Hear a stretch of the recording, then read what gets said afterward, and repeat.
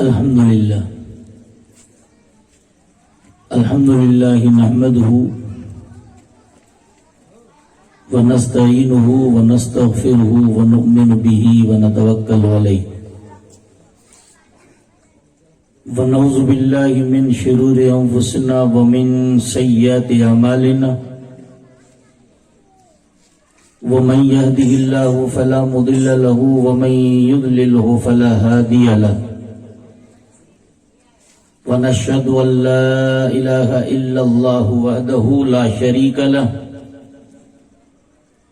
ونشهد أن سيدنا ونبينا ومولانا محمدا عبده ورسوله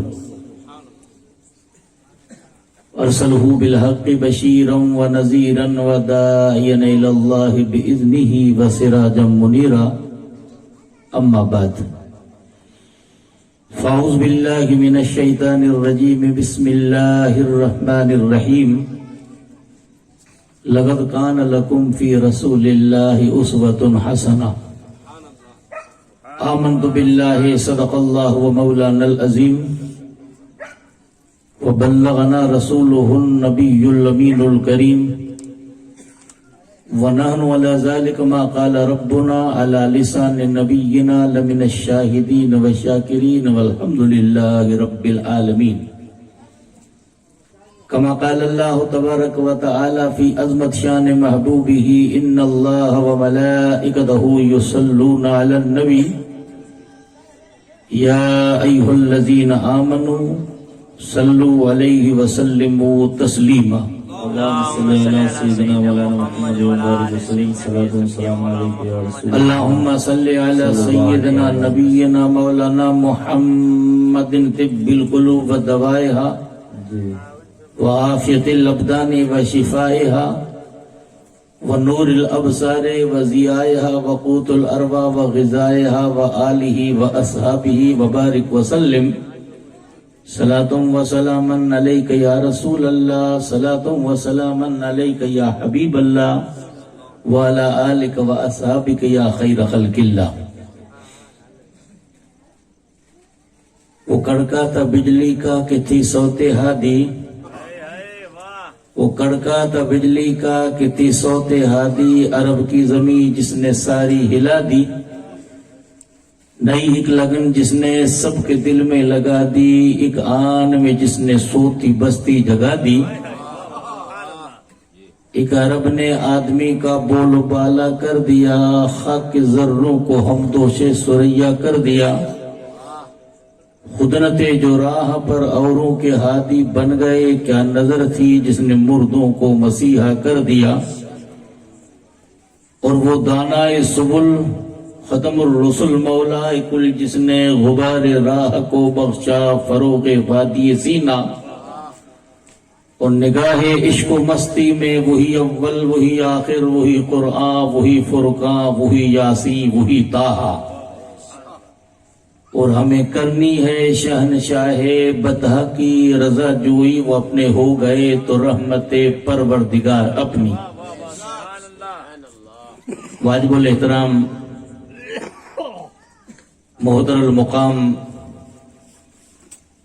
لائق تعظیم و تکریم سید قاسم شاہ مقدس العالی، عزیز محترم فاضل گرامی حضرت علامہ مولانا الحاج کاتب احمد خان صاحب اور دیگر علماء کرام، بزرگان دین و ملت، معزز بزرگوں، عزیز ساتھیوں، پردہ نشین، عزت مآب خواتین اسلام، السلام علیکم ورحمۃ اللہ وبرکاتہ. وعلیکم السلام ورحمۃ اللہ وبرکاتہ. حضرات، کافی دیر سے آپ حضرات نے مدحان رسول خیر الانام صلی اللہ علیہ وسلم کی زبانی نعت رسول مقبول اور عزیز محترم کی ایک فکری اور انقلابی تقریر سننے کی سعادتیں اور برکتیں حاصل کی. جشن شادی کے سلسلے میں چند دین کی باتیں کتاب و سنت کے حوالے سے پیش کرنے کی سعادتیں اور برکتیں حاصل کروں۔ رب قدیر کی بارگاہ پاک میں دعا ہے اللہ تبارک و تعالی ان کلمات خیر پر ہمیں عمل کرنے کی توفیق رفیق عطا فرمائے۔ مذہب اسلام میں نکاح یہ نبی کریم صلی اللہ علیہ وسلم کا اور تقریباً سارے انبیاء و مرسلین کا مسنون طریقہ ہے۔ آقا دو جہاں صلی اللہ علیہ وسلم ارشاد فرماتے النکاح من سنتی فمن رغب سنتی فلیس منی، فرماتے نکاح کرنا یہ میرا طریقہ ہے اور جو اس طریقے سے اعراض کرتا ہے وہ مجھ سے نہیں ہے۔ اور ایک جگہ آقا دو جہاں صلی اللہ علیہ وسلم سنت کے متعلق یوں فرماتے ہیں ذالک من سنتی من احب سنتی احبنی من احبنی کما کان معی فی الجنہ، فرماتے یہ میرا طریقہ ہے، جو میرے طریقے سے محبت کرتا وہ مجھ سے محبت کرتا ہے اور جو مجھ سے محبت کرتا ہے جنت میں میرا ساتھی۔ اور ایک جگہ نبی کریم صلی اللہ علیہ وسلم یوں ارشاد فرماتے من تمسک سنتی عند فساد امتی فلہ اجر مئات شہید او کما قال، جو میری ایک سنت پہ عمل کر لے جب دنیا اس طریقے کو چھوڑ دیتی ہے تو اللہ کے راہ میں 100 شہیدوں کے برابر ثواب ملتا ہے۔ ایک شہید کو اللہ کیا مقام عطا فرماتا ہے، انسان اپنے اعمال کی وجہ سے اس قابل نہیں کہ براہ راست خدا تعالیٰ کا دیدار کر سکے، لیکن شہادت ایک ایسی موت ہے کہ جس دروازے سے بندہ پار ہوتا ہے براہ راست خدا کی بارگاہ میں پہنچایا جاتا ہے۔ آپ کہو گے اتنا بڑا دعویٰ کر دیا ہوں، میں حدیث سے آپ کو سناتا ہوں، صحیح حدیث امام ابن ماجہ نے بھی لکھا، امام نسائی نے لکھا، امام مسلم نے لکھا۔ نبی کریم صلی اللہ علیہ وسلم کے صحابی حضرت جابر بن عبداللہ انصاری جنگ احد کی حقیقت کو بیان کرتے ہیں۔ 70 صحابہ شہید ہوتے ہیں جنگ احد میں۔ اب وہ تفصیلی واقعہ مجھے پیش نہیں کرنا ہے، کہتے ہیں میرے والد حضرت عبداللہ حرام شہید ہوئے اس جنگ میں۔ مشرکین مکہ نے ان کا مسلح کر کے لاش بگاڑ دیا تھا، رسول اللہ کی بارگاہ میں بیٹھا ہوں، آقا دو جہاں صلی اللہ علیہ وسلم کی بارگاہ میں میرے اب کی لاش رکھی ہوئی، لاش کو بگاڑ دیا تھا، لوگ منع کرتے ہیں، حضور نے منع نہیں کیا، میں ان کے چہرے کو بار بار دیکھ رہا ہوں۔ آقا دو جہاں صلی اللہ علیہ وسلم ارشاد فرماتے یا جابر بن عبداللہ الا اخبرک ماذا قال ربک لابیک، اے جابر کیا میں تجھے نہ بتاؤں تیرے باپ سے تیرے رب نے کیا کہا؟ میں نے کہا ہاں یا رسول اللہ صلی اللہ علیہ وسلم۔ تو فرماتے کسی بندے کو یہ طاقت نہیں یہ اللہ تعالیٰ سے براہ راست کلام کرے، لیکن رب نے تیرے باپ پر اتنا کرم کیا کہ براہ راست اللہ سے کلام کیا۔ رب نے فرمایا تمنے یا عبدی، اے بندے تمنا کر۔ تو تیرے باپ نے یہ کہا کہ مولا واپس دنیا میں بھیج دے، پھر میدان کارزار میں لڑ کر میں آ جاؤں۔ تو رب نے فرمایا کسب کا منی، میرا یہ عہد ہے، یہ بات طے ہو چکی ہے کہ ایک مرتبہ جس کو میں آزماتا ہوں دوبارہ نہیں آزماتا ہوں۔ تو میں آپ سے عرض یہ کرتا ہوں کہ ایک شہید کو اللہ اتنا مقام عطا کرتا ہے کہ براہ راست خدا سے اس کی ملاقات ہوتی ہے، پردے ہٹا دیے جاتے ہیں، لیکن یا اللہ کے محبوب کیا فرماتے ہیں جو ایک سنت پہ عمل کرتا اس کو 100 شہیدوں کے برابر ثواب ملتا ہے۔ ایک موقع پر نبی کریم صلی اللہ علیہ وسلم موجود، خطاب مصطفیٰ فرما رہے ہیں، صحابہ سننے والے، میں آپ کے ایمان سے پوچھتا ہوں کیا کائنات میں ایسا خطیب آیا، ایسے سننے والے آئے؟ آپ نے خطیبوں کو سنا ہوگا، اچھے اچھے بولنے والے آپ نے سنے ہوں گے، آپ سے اچھے سننے والے ہوں گے، لیکن اس کائنات میں محمد مصطفیٰ جیسا کوئی خطیب ہے؟ صحابہ جیسا کوئی سننے والا ہے؟ خطیب کیسا؟ تو شاہ خوباں، تو جانے جانا ہے کہ نہیں، ہے چہرہ ام الکتاب تیرا۔ شاعر کیا کہتا ہے؟ کہ دنیا میں اللہ تعالیٰ نے حسینوں کو پیدا کیا لیکن قسم خدا کی مصطفیٰ جیسا کسی کو حضور قدرت نے دیا ہی نہیں. حسان بن ثابت بیان کرتے وَأَحْسَنْ مِنْ قَلَمْ تَرْكَتُّ عَيْنِي وَأَكْمَلْ مِنْ قَلَمْ تَلْدِ النِّسَاءُ. یا رسول اللہ آپ جیسا حسین تو میرے آنکھوں نے دیکھا ہی نہیں, ہائے ہائے اور آپ جیسا کامل تو کسی ماں نے جنا نہیں. کیا بات ہے, بہت حضرت حسان سے پوچھو کہ تم نے رسول اللہ کو کتنے سال دیکھا؟ ہجرت کر کے محبوب خدا مدینہ طیبہ آئے, 10 یا 11 سال تک تم نے دیکھا, اور تم نے دعویٰ کر دیا کہ میری آنکھ نے آپ جیسا حسین دیکھا ہی نہیں اور کسی عورت نے آپ جیسا کامل جنا ہی نہیں, پھر دعویٰ کیسے کر سکتے ہو؟ تو جواب یہ ملتا جب ثنائے مصطفیٰ کے لیے حسان کی زبان کھلتی. امام اہل سنت یوں فرمائے ثنائے سرکار ہے وظیفہ قبول بارگاہ تمنا. ہائے ہائے, واہ واہ واہ. اپنی اگر ثنا کو قبول کرنا ہے تو مصطفیٰ کی ثنا کر, محبوب خدا کی ثنا کر. اور علامہ سعدی یوں فرمائے زباں تاں بوت در دہاں جائے گیر ثنائے محمد بوت دل پذیر. جب تک میری زبان میرے منہ میں ہے مصطفیٰ پہ ثنا ہوتی رہے. آپ دنیا میں ہیں تو زبان آپ کے منہ میں, چلتے ہیں تو زبان آپ کے منہ میں, سوتے ہیں تو زبان منہ میں, قبر میں پہنچے تو زبان منہ میں, حشر میں اٹھے تو زبان منہ میں.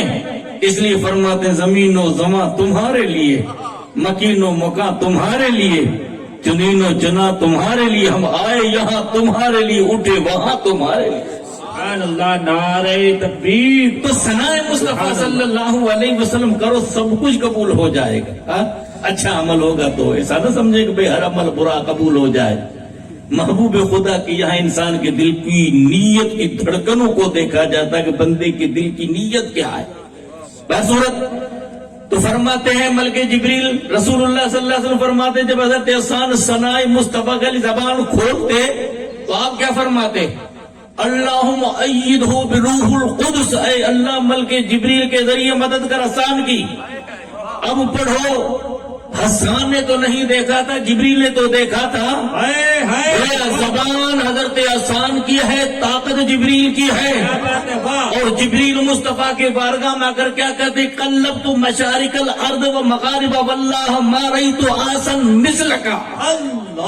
عرض کرتے مشرق و مغرب کو الٹ پلٹ کے دیکھا, لیکن رب کی قسم آپ جیسا میں نے کسی ہنسی کو پایا ہی نہیں. سبحان اللہ, ہے کہ نہیں؟ اللہ کے محبوب کے بارگاہ میں کیا کہتے ہیں یا رسول اللہ مشرق و مغرب کو الٹ پلٹ کر دیکھا لیکن آپ جیسا کسی کو میں نے پایا ہی نہیں.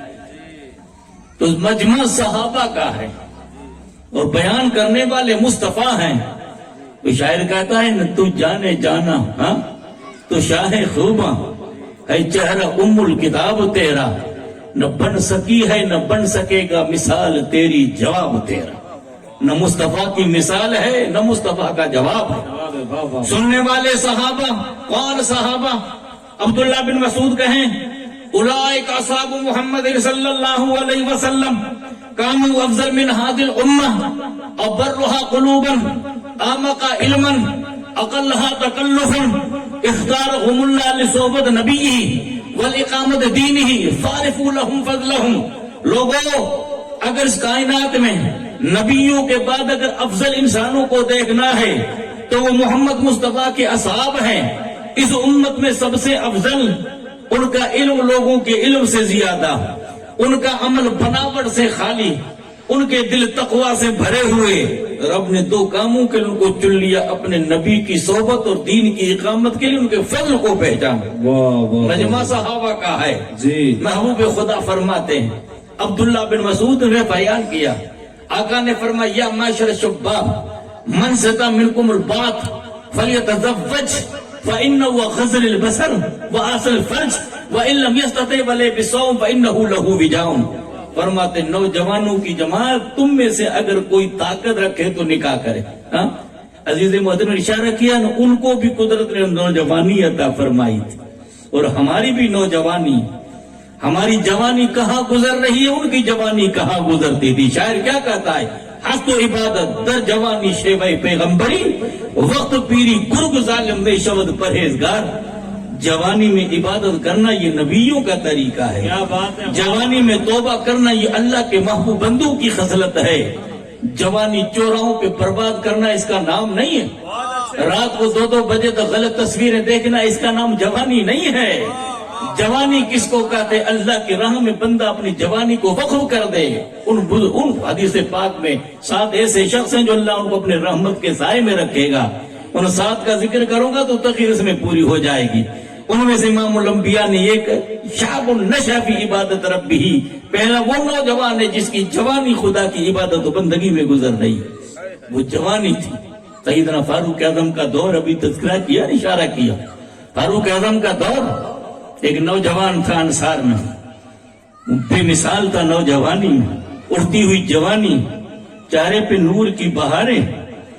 وہ اپنی گھر سے آتا، مسجد میں ہمیشہ سب سے صفے اول میں بیٹھتا. جوانی ہے نا بھائی. توبہ ہے خدا کی بارگاہ میں سچائی سے. کب توبہ کریں؟ بوڑھا ہو جاؤں پھر توبہ کروں، سفیدی آئے پھر توبہ کروں، ہے کہ نہیں؟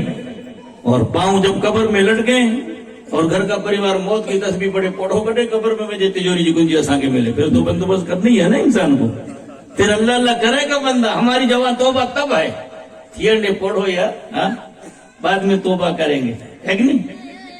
توبہ سچائی سے ایک مرتبہ ہوتی ہے. بلّہ شاہ رحمت اللہ علیہ کیا فرماتے ہیں؟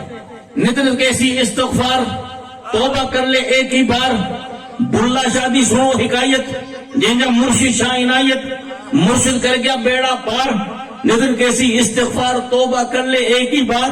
اس دنیا کا ایک ہی پھیرا، آنا نہیں دوجی بار. ندند کیسی استغفار، توبہ کر لے ایک ہی بار. توبہ ایک مرتبہ ہوتی ہے.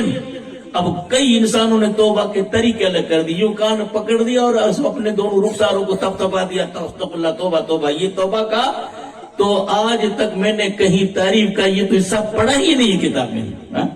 45 سال ہو گئے پڑھتے پڑھاتے ہوئے، بیان کرتے کرتے، لیکن ہم نے تو یہ تعریف کا طریقہ، یہ توبہ کا طریقہ کہیں دیکھا ہی نہیں. وہ نوجوان تھا، اڑتی ہوئی جوانی، مسجد میں آتا اور سب کے بعد میں جاتا، سب سے پہلے آتا. اور ہمارا یہ حال کیا کہ سب کے بعد میں آتا، سب سے پہلے اس طرح مسجد سے بھگتے جیسے شیطان بھاگا. امام الانبیاء تاجدار مدینہ صلی اللہ علیہ وسلم کے صحابہ کا یہ طریقہ نہیں تھا. مقولہ ہے المومن فی المسجد کا سمک فی الماء. مچھلی کو پانی میں سکون آتا ہے، مومن کو مسجد میں سکون آنا چاہیے. امام الانبیاء فرماتے رجل قلب معلق فی المساجد، ایک وہ شخص ہے خدا کے عرش کے سائے میں ہوگا جس کا دل رب کی قسم مسجد میں لٹکا ہو. گھر سے جاتا ہے تو چین ختم ہو جاتا ہے، بازار میں جاتا ہے تو چین ختم ہو جاتا ہے. مومن کو چین کہاں آتا ہے؟ گھر میں چین نہیں، مسجد میں چین آتا ہے. کیوں؟ بات ہے خدا کی عبادت و بندگی میں مصروف ہے، رب کی بارگاہ میں سچائی سے سجدہ کرتا ہے. دنیا میٹھی نیند میں سو جاتی ہے، اٹھ کر رب کو یاد کرتا ہے.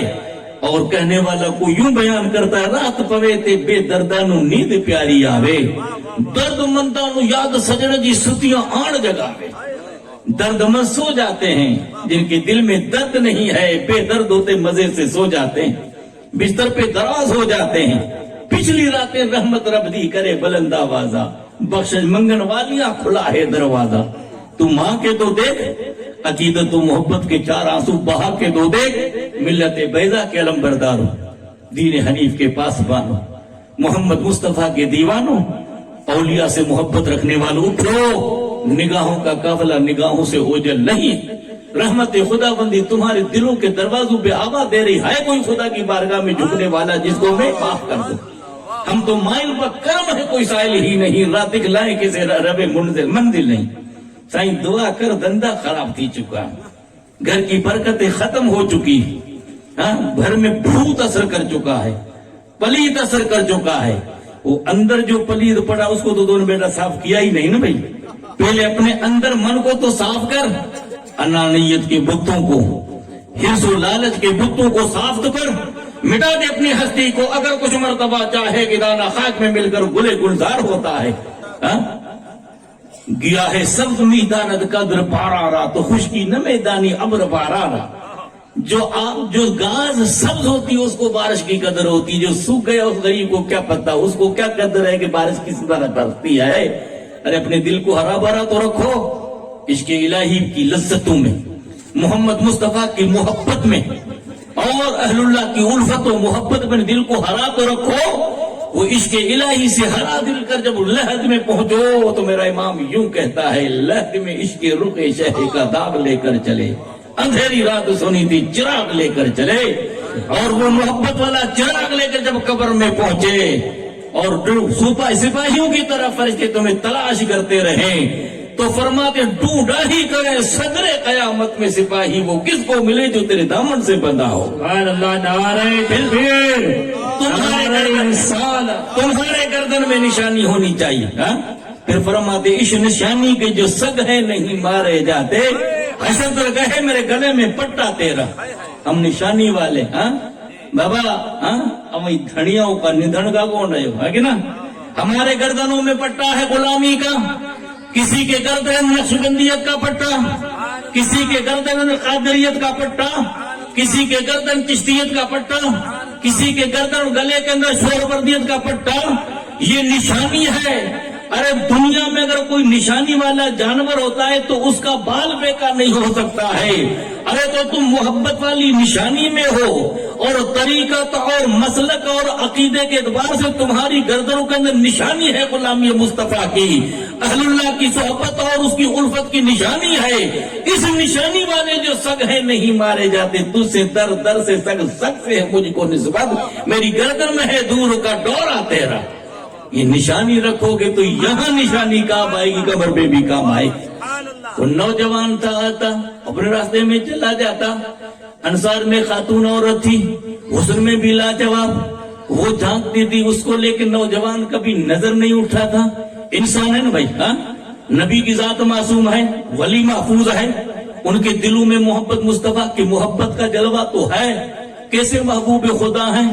کوئی یوں بیان کرتا ہے اتے بابل پیاری فاطمہ تھا، جگر دل بند مائی آمنہ دا، حسینوں میں ہنسی ایسے کہ حسینوں میں ہنسی، نبیوں میں نبی ایسے کہ ختم الانبیاء ٹھہرے، حسینوں میں ہنسی ایسے کہ محبوب خدا ٹھہرے۔ ارے دنیا کے محبوب الگ ہوتے ہی تو رب کا محبوب ہے۔ حضرت عائشہ نے کہا تھا رسول اللہ کی بارگاہ میں، سرکار حضرت یوسف کو قدرت نے حسن عطا کیا تھا، جب یوسف کا حسن بغیر پردے کے مصر کی عورتوں نے دیکھا، لگتا ہے نا انہوں اپنے ہاتھوں کو کاٹ ڈالا اور کہنے لگی ما ھذا بشر حاشا للہ ما ھذا بشر ان هو الا ملک کریم، اللہ کی پاکی یہ انسان نہیں، انسان کے روپ میں فرشتہ ہے۔ سرکار آپ کے حسن کے اندر اتنی جھلک نہیں ہے جو سرور کائنات صلی اللہ علیہ وسلم کے حسن میں ہاتھ کاٹ دیں۔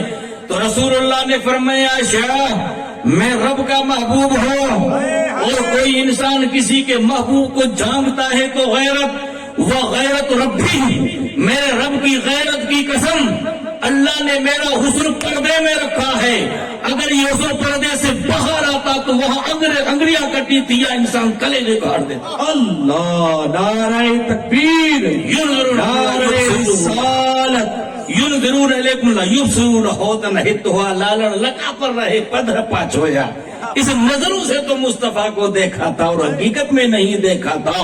آنکھ والا تیری جوبن کا تماشا دیکھے، دیدے کور کو کیا نظر آئے کیا دیکھے، اور کیسے آتا ہے ایک ماہ مدن، گورا سا بدن، نیچی نظریں، کل کی خبریں، وہ دکھلا کے تھپن، وہ سنا کے سبن، موئی بھوگ گئے سب تن من دھن، وہ دکھا کے شکل جو چل دیے دل ان کے ساتھ رواں ہوا، نہ وہ دل رہا نہ وہ دل ربا رہی کہ زندگی سو وبال ہے۔ ایسے محبوب تھے سرور کائنات صلی اللہ علیہ وسلم۔ 3-4 دن گزر گئے، عورت اس کو جھانکتی ہے لیکن یہ نوجوان سر جھکا کے چلا جاتا، کیوں؟ قرآن کا فیصلہ ہے قل للمؤمنین یغضوا من ابصارہم وقل للمؤمنات یغضضن من ابصارہن ویحفظن فروجہن ولا یبدین زینتہن الا لبعولتہن۔ قرآن کہتا ہے سورہ نور میں مومنوں کو کہو جب بازار میں چلے تو اپنے سروں کو جھکا کر چلے، کیوں؟ مذہب اسلام یہ کہتا ہے کہ پڑوس میں سید کی بیٹی کا حق وہی ہے، برہمن کی بیٹی کا حق وہی ہے۔ اس لیے آقا فرماتے واللہ لا یومن، واللہ لا یومن، واللہ لا یومن، رب کی قسم وہ مومن نہیں ہے، خدا کی قسم وہ مومن نہیں ہے، خدا کی قسم وہ میں صحابہ من یا رسول اللہ کہ الذی لا یمن جار بھوائی کا، اگر تیرا پڑوسی تیری شرارتوں سے محفوظ نہیں تو ایمان نہیں بلکہ نفاق ہے۔ علماء بیٹھے ہیں، خطیب بیٹھے ہیں، سید صاحب بیٹھے ہیں، ان سے پوچھو کہ اس میں نبی کریم صلی اللہ علیہ وسلم نے ایمان کی قید لگائی ہے؟ کہ تمہارا پڑوسی کون؟ علماء بیان کرتے ہیں پڑوس کی 3 قسمیں ہیں. ایک وہ پڑوسی 3 حق والا، ایک پڑوسی 2 حق والا، ایک پڑوسی 1 حق والا. 3 حق والا پڑوسی کون؟ تیرا سگا بھائی، تیرا اسلامی بھائی، اور تیرا پڑوسی تو 3 حق ہیں. ایک بھائی کا حق، ایک اسلام کا حق، ایک پڑوس کا حق. ایک وہ پڑوسی 2 حق رکھتا ہے، سگا بھائی نہیں ہے، اسلامی بھائی ہے تو اس کے 2 حق ہیں. اور تیسرا پڑوسی کون ہے؟ 1 حق والا. 1 حق والا پڑوسی کون؟ کا سگا بھائی نہیں ہے، اسلامی بھائی نہیں ہے، لیکن ہے پڑوسی. امام مسلم نے، امام ترمذی نے حضرت عبداللہ بن عمر کے حوالے سے روایت بیان کی. رسول اللہ صلی اللہ علیہ وسلم کے صحابی ہیں، صحابی کے بیٹے ہیں، فاروق اعظم کے بیٹے حضرت عبداللہ بن عمر کا بیان ہے. مسجد نبی میں حضور کی وفات طیبہ کے بعد نماز عشاء پڑھ کر آتے، اپنے بیٹے سالم سے کہتے کہ بیٹا، یا عبید اللہ سے کہتے بیٹا کہ یہودی پڑوسی نے کھانا کھا لیا، وہ مسکین ہے. نہیں سرکار ابھی بھوکا ہے. تو فرماتے پہلے یہودی کو کھانا کھلاؤ پھر میں کھانا کھاؤں گا. کیوں؟ کہ میرا آقا یہ کہتا ہے کہ پڑوسی بھوکا رہے اور تو بیٹھ کر کھانا کھائے، تو یہ اسلام کا مزاج نہیں ہے. امام الانبیاء تاجدار مدینہ ہمیں یہ ذہن دیا. اس لیے قرآن کہتا ہے کہ اپنے نظروں کو جھکا لو، اور مومن عورتوں کو اپنی نظروں کو جھکا لیں، اور جب بازار میں چلے تو اپنے ننگاپن کو اور اپنے پازیب کو بجائے نہ. کیوں؟ رب فرماتا ہے وَلَا يُبْدِينَ زِينَتَهُنَّ وَلَا يَضْرِبْنَ بِأَرْجُلِهِنَّ. اپنے پاؤں کو اس طرح نہ لگائے کہ ان کے پازیب کی آواز کی چھنکار کسی کے کان میں آ جائے. اس لیے بھی اجازت نہیں ہے. آپ تاریخ کا مطالعہ تو کرو. میں ایک تاریخ کا ایک ورق آپ کے سامنے پیش کر رہا ہوں. کیوں؟ میرے عزیز نے تاریخ کو ایک ورق آپ کے سامنے پیش کیا کہ صحابہ کا مزاج کیا تھا، اسلام سے پہلے کیا تھا، اسلام کے بعد کیا تھا. زمانہ ہے فاروق اعظم کا. دومت الجندل کو، یہ یرمو کو فتح کر رہے ہیں. اس زمانے کے اندر 3.5 یا 4 لاکھ نصرانیوں کی روم کے اس باج گزار انسان کی قیادت کے اندر لشکر آ چکا. حضرت خالد بن ولید نائب سالار ہیں اور سالار اعلیٰ ابو عبیدہ جراح ہیں. تاریخ میں یہ دہراتی ہے. اس زمانے میں خالد کے ساتھیوں میں سے ایک شخص تھا جس کا نام حضرت زرار بن عزور آیا ہے. اسی جنگ کے اندر ایک ان کی بہن تھی جن کا نام خولہ بنت عزور آیا ہے. لڑتے لڑتے حضرت زرار کا معاملہ کیا تھا، جب ان کی لڑائی جوبن پہ آ جاتی تھی تو سارے کپڑے اتار کر ایک تحمل پہنتے تھے اور ذرا بختر اتار کر تلواریں پھینک کر نیزے سے جنگ کرتے تھے. وہی اس کا منفرد انداز تھا. کئی انسانوں کو قتل کر رہے تھے. وہ جو لشکر کا سپاہ سالار تھا وہ دور سے دیکھ رہا تھا اس نوجوان نے کتنے لوگوں کو زخمی کیا، کتنوں کو مار دیا. اس کو چاروں طرف سے گھیر لو، اور چاروں طرف سے گھیرنے کے بعد ریشم کی کمن سے اس کو پکڑو، تلواروں کی جھنکار میں یہ لڑے گا. کیوں؟ مسلمانوں نے، انہوں نے، صحابہ نے آنکھیں کھولی اس ماحول کے اندر. یہاں پہنچے زمین کو آسمان سے کر دیا بالا، جہاں پہنچے در و دیوار کا نقشہ بدل ڈالا. تو اللہ کے محبوب کے صحابہ جو وہاں سے چلے، حجاز سے اٹھے آندھی کی شکل میں، اور اس کے کائنات میں وہ آندھی چھا جاتی ہے.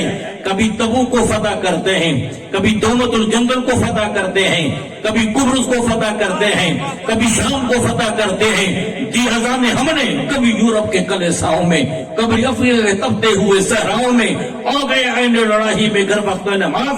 قبلہ روح ہو کے زمین بوسوئی قوم حجاز، ایک ہی سب میں کھڑے ہو گئے محمود و حیات. نہ کو بندہ رہا بندہ ہو صاحب و محتاج و غنی ایک ہوئے، تیری دربار میں پہنچے تو ایک. تاریخ کا مطالعہ کرو. افریقہ سے تپتے ہوئے صحراؤں سے ایک مرد مجاہد اٹھا جس کا نام یوسف بن تاشکین ہے. اس کے ایک ہاتھ میں قرآن، ایک ہاتھ میں تلوار ہے. وہ تلوار کا بھی دھنی تھا اور قرآن کا بھی حافظ تھا. رات کے وقت میں سادھو لگتے ہیں، دن میں یہ شہسوار ہوتے ہیں. لوگوں کے بادشاہ نے پوچھا تھا نا اپنے سپاہ سالار سے، جاؤ تو صحیح مسلمانوں کی حالت دیکھو. رات کے وقت میں صحابہ کی نجی زندگی کو دیکھو. وہ آدھی رات کے وقت میں اپنے خیموں سے نکلتا ہے. کوئی شراب کی نوشی کے اندر ہے، کوئی کباب کے اندر ہے، کوئی عیاشی کے اندر ہے.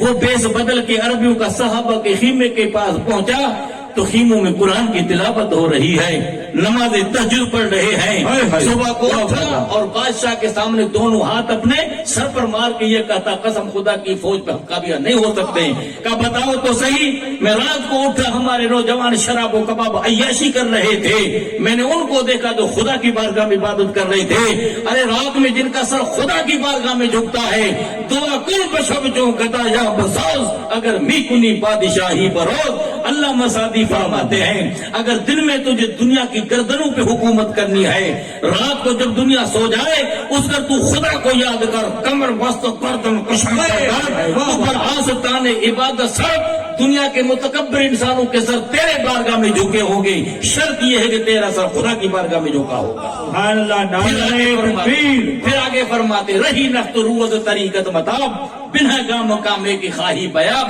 یہی طریقت کا راستہ ہے، یہی بندگی کا راستہ ہے، اس راہ میں قدم اٹھا دوسرے قدم پہ کامیابی تیری ہے، پہ یہ کامیابی کیوں ملتی ہے؟ تو فرماتے مپنتار سادی کی راہ صفا، کبا رفت جز پر پے مصطفیٰ، اے سادی نجات کا راستہ حاصل کرنا ہے، کامیابی کی راہوں کو تلاش کرنا ہے تو صرف محمد مصطفیٰ کی راہ ہے۔ پھر آگے فرماتے خلاف پیغمبر کسے رہ گزید وہ منزل نہ ہرگز نہ خواہد رسید، پیغمبر کے راستے کو چھوڑ کر کسی اور راستے پہ قدم رکھے گا تو کامیابی نہیں، اس لیے مولا فرماتا یا الذین آمنوا ادخلوا فی السلم کافہ ولا تتبعوا خطوات الشیطان انہ لکم عدو مبین، ایمان والو اسلام میں پورے داخل ہو جاؤ، شیطان کی قدموں میں مت چلو، اتباع کرنی ہے تو مصطفیٰ کی اتباع کرو، ان کی اتباع سے کیا ملے گا؟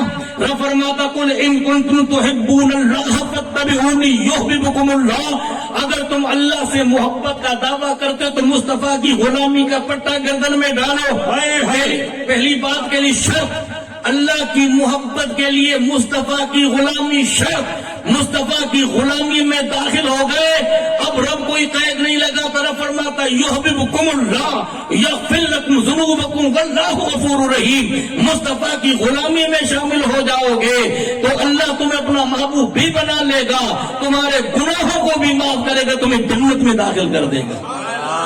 محمد مصطفیٰ کی غلامی کا شرف حاصل ہوا جن کو، وہ مر کر بھی حیات جاودہ کی بات کرتے ہیں، سائیں تکڑو ایڈو کرو جنتی بنائے ہو سپنے کے، ہاں نہ نماز کی ضرورت، نہ روزے کی ضرورت، نہ فجر کی ضرورت، فجر نصیب ہی کہاں ہوتی ہے، 11:30 بجے اٹھیں اور صبح کو اس اول وقت میں اٹھ کر دکان نہیں کھولیں، رات کو غلط تصویریں موبائل میں دیکھیں، پہلے سنیما ہال میں بڑا شیطان تھا، پھر اتنا شیطان ٹی وی کی شکل میں آ گیا، اب اتنا شیطان آ گیا ہے ٹچ ٹچ والا، نوجوان لڑکے نوجوان بچیاں اس کے اندر گرفتار ہو چکے، سائیں دعا کران، سائیں جی دعا آسمان جی وچ میں لٹ گئے بھی پیرا تو جد عمل صحیح کر، جب میں کہتا ہوں یا اللہ میرا حال دیکھ، حکم ہوتا اپنا نام اعمال دیکھ، ہنسی آتی ہے مجھ کو یوں حضرت انسان پر، کرے بد خود کرے لعنت بھیجے شیطان پر، واہ واہ کام تو خود خراب کرے، کیوں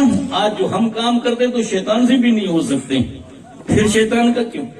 دو ہاتھ میں قرآن ایک ہاتھ میں تلوار، اندلس کی غرناطہ کی سقوط کے وقت میں چند لوگ رضاکار چلے، یوسف بن تاشکین سے مدد چاہی، 700 مسلمانوں کی حکومت چلی اندلس پر، آج ہم قطبہ کی مسجدوں کو دیکھتے تو مے خانے میں تبدیل ہو چکی ہے، جہاں خدا کے بندے سجدے کرتے تھے آج وہاں جوے بازی ہو رہی ہے، سال سال تک کرتبہ پر یوسف بن تاشکین سے پہلے طارق بن زیاد نے فتح کیا تھا محمد مصطفیٰ کی بشارت سے، اس جبل پہ ٹھہرتا جس کو جبل طارق کہتے ہیں، تلوار پہ دھار پہ تلوار کے قبضے پر سر رکھ کے سویا، آدھی رات کے وقت میں قسمت کا نصیب جاگا، جو خیال آیا تو خواب میں وہ جمال اپنا دکھا گئے، یہ محب لفظی لباس میں ایک مکان سارا بسا گئے، مصطفیٰ صلی اللہ علیہ وسلم کا جلوہ نصیب ہوتا ہے اور آقا بشارت دیتے ہیں کہ تم میدان میں جا فتح تیری ہے، جب پہلے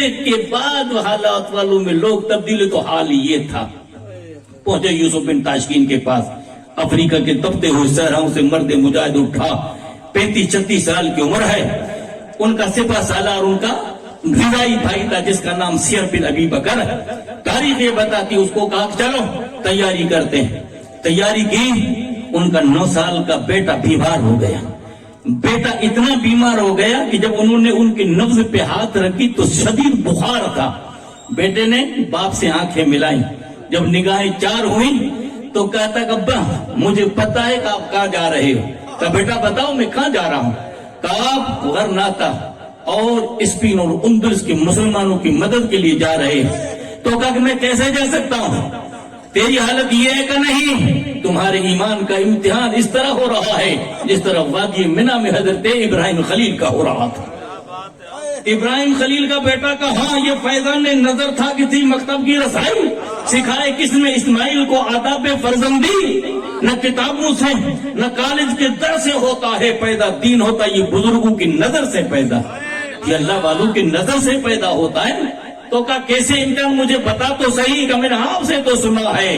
چشم فلک نے منظر اپنے آنکھوں سے دیکھا, خدا کے پیغمبر کو مولا کا حکم ہوتا قربانی کر, وہ واقعہ تم نے سنا ہے.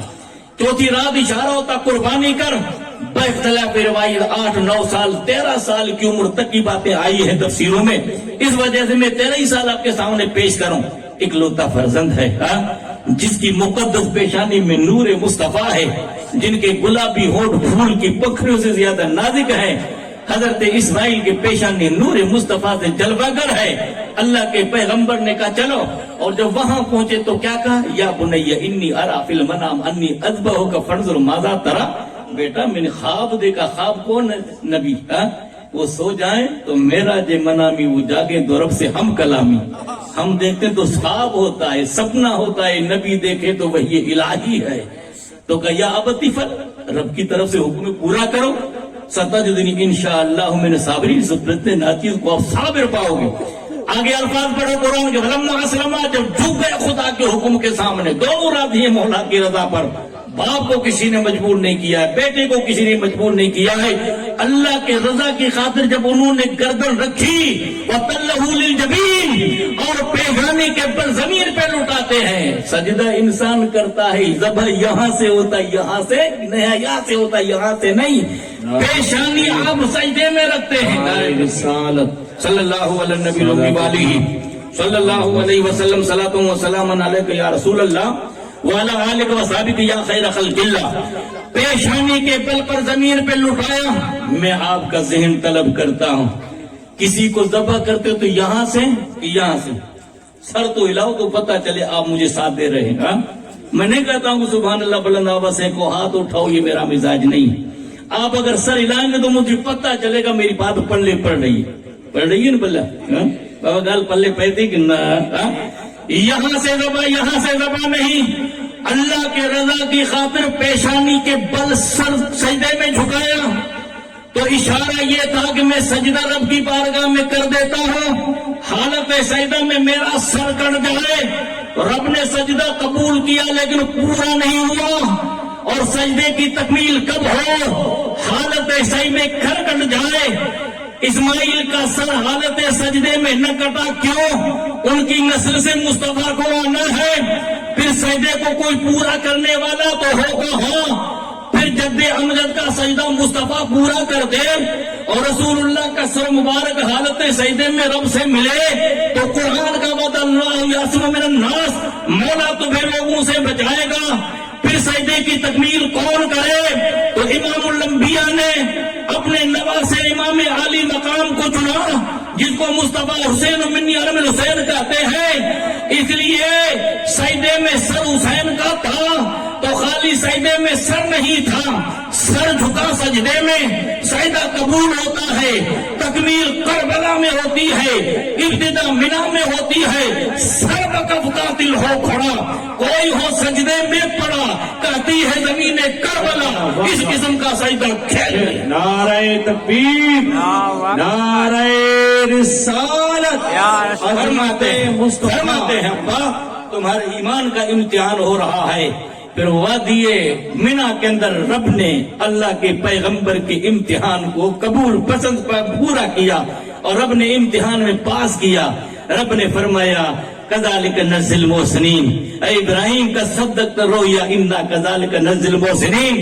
آج تمہارے ایمان کا امتحان ہو رہا ہے. آپ یہاں رہیں, اگر میرے مقدر میں موت ہے تو میں چلا جاؤں گا. آپ جاؤ, میں تجھے اجازت دیتا ہوں. باپ روانہ ہوئے, ابھی تبریکہ کے ساحل کے کنارے پر پہنچے، پیچھے کسی نے آگے کہا کہ تمہارا بیٹا فوت ہوا، کہ زمین حوالے کر دو، میں اس کے حق میں دعائیں خیر کر دیتا ہوں۔ پھر کیا ایک سیرہ ابو بکر نے کہا کہ سرکار ابھی سمندر کی موجیں جو ہے نا وہ اتنی آگے آ چکی ہے کہ سمندر میں سفر کرنا مناسب نہیں۔ یوسف بن تاشکین سمندر کے سامنے کھڑے ہو جاتے ہیں، ایک لہر اٹھتی ہے سینے کے برابر آئی، پھر یہ لہر تھم جاتی ہے، کہنے لگے یہ سمندر ہمارا استقبال کرنے کے لیے آیا ہے، سمندر کے حوالے لشکر کو بھیج دیتے ہیں۔ تو اللہ کے ایک بندوں نے ایک ہاتھ میں قرآن لیا، ایک ہاتھ میں تلوار لی، رات کو رب کی بارگاہ میں جھکتے تھے تو سادھو بن جاتے تھے، عابد بن جاتے تھے۔ یہی رات والے عابد دن میں شہسوار ہوتے تھے۔ اس لیے کوئی شاعر یہ کہتا، اللہ مقبال کہتے بطول باش پنہا شوقی سرب ادھر آگوش شبیر بگیری، اس زمانے کی بطولہ بن جا، اس زمانے کی پارسا بن جا، اس زمانے کی نیک خاتون بن جا، تیرے گود کے اندر غلام شبیر کا جنم ہو سکتا ہے۔ تو اس نے کہا کہ چاروں طرف سے کمند لگا دو، چاروں طرف سے کمند لگائی گئی۔ حضرت زرار بن عذر رضی اللہ تعالیٰ عنہ کو تلغاروں کے نرغے میں دشمن کی جماعت نے نہیں پکڑا، ریشم کی کمند چاروں طرف سے پھیلا دیتے ہیں، اس شکنجے کے اندر قید ہو جاتے ہیں۔ حضرت قید ہو گئے، ابھی خالد بن ولید کا لشکر آئے اس سے پہلے یہ قید لشکر نے اس کو قید کر دیا۔ حضرت خالد بن ولید کو پتا چلا، آپ فوج لے کر نکلے، یہاں ان کی بہن حضرت خولا کو پتا چلا، اس نے مردانہ لباس پہنا، گھوڑے پر سوار ہوئی، زرہ بختر انہوں نے پہنا، ہاتھ میں تلوار لی، اور خالد آئے اس سے پہلے انہوں نے لشکر پر اتنا حملہ کیا کہ کئی انسانوں کو قتل کر دیا۔ تو سپاہ سالار دور سے جنگ کا منظر دیکھ رہا تھا، شدت جنگ کی وجہ سے جب خود چہرے سے اتر جاتی ہے تو اس کی آنکھوں کی چمک اس کو نظر آ جاتی ہے۔ اعلان کرتا ہے سپاہیوں، یہ لڑنے والا مرد نہیں، یہ لڑنے والی عورت ہے، ان کی آنکھوں کی چمک کے اندر میں عاشق ہو چکا ہوں، اس کو قتل نہیں کرنا، زندہ گرفتار کرو۔ جیسے ایک نوجوان کو تم نے ابھی زندہ گرفتار، اس کو زندہ گرفتار کرو۔ قریب تھا، ان کو کمر کے ذریعے گرفتار کیا گیا، گرفتار کر کے ان کو الگ خیمے میں اس شہزادہ نے کہا کہ میں اس سے نکاح کروں گا۔ تھوڑی دیر کے بعد خالد بن ولید کا لشکر پہنچا، اور اس سے پہلے وہ دوسری کارروائی کرتے لشکر کو فتح ہوئی، زرار بھی چھوٹ گئے، حضرت خولا بھی چھوٹ گئی۔ رات کو خالد بن ولید کے خیمے میں ام تمیم سے بات ہوئی جو حضرت خالد کی بیوی تھی، انہوں نے مسکرا کر کہا کہ خولا اگر خالد کا لشکر نہیں پہنچتا تو دشمن تجھ پہ قبضہ کر لیتا۔ کہا کیوں؟ تو جو مردانہ لباس میں جنگ کر رہی تھی، جب جنگ کی شدت میں تیری خود بدن سے چہرے سے ہٹ گئی تو اس وقت میں دشمن کی نگاہ تیرے چہرے پہ پڑ گئی، وہ تیری آنکھوں اور تیرے چہرے پہ فریفتہ ہو چکا تھا، وہ رومی شہزادہ تھا، اس وجہ سے وہ تجھ سے نکاح کرنا چاہتا تھا۔ تو حضرت خولا نے ایک دبا کہا، کیا اس رومی کتے کی نظر میری آنکھوں پہ پڑ چکی ہے؟ کیا اس کی نظر میرے چہرے پہ پڑ چکی ہے؟ کہا ہاں۔ تو ہاتھ میں خنجر تھا اور اپنے آنکھوں کو خنجر سے نکال کر پھینک دیتی ہے اور کہتی رب کی قسم، جس آنکھوں پہ رومی کتے کی نظر پڑ چکی ہے وہ آنکھیں میں دے تو سکتی ہوں لیکن وہ آنکھیں اپنے ساتھ رکھنا نہیں چاہتی۔ کیوں؟ جس آنکھوں پر نظر غیر کی پڑ چکی ہے اس سے کوئی پیدا ہونے والا بے حیا یا بے شرم پیدا ہو سکتا ہے۔ دی ادا نے ہم نے کبھی یورپ کے کہا قال اللہ شیوا نہیں، ہم با وفاؤں کا پیائے دودھ ہم نے غیرت والی ماؤں کا۔ زندگی پر انہوں نے اپنے آنکھوں کے سوا نہ گزارا لیکن غیر کی نظر پڑتے آنکھوں کو انہوں نے دور کر دیا۔ میری بیٹی، میری بہن، میری ماں، آج آپ کے چہرے پر کس کی نظر پڑتی ہے؟ اللہ اکبر۔ آنکھوں کی چمک کی غیر کی نظر پڑے، آدھے بدن پر غیر کی نظر پڑے، استغفر اللہ۔ میں کہنا نہیں چاہتا ہوں کپڑے بھی ایسے پہنے ہیں، لباس بھی ہماری بچوں نے ایسا پہنا ہے، یہاں تک شانوں پہ بال رکھے ہوئے ہیں، انڈے کی شکل کا چشمہ لگا دیا ہے، 50,000 کا موبائل ہے، 3,000 کا پرس ہے، اس کو لے کر اس طرح ننگے سر جا رہی ہے۔ اس کو پتہ نہیں ہے کہ حال کیا ہے کہ اس تیرے چہرے پر غیر کی نظر پڑ رہی ہے، جس کی آنکھوں میں حیا ہوگی اس کا سر جھکا ہوگا۔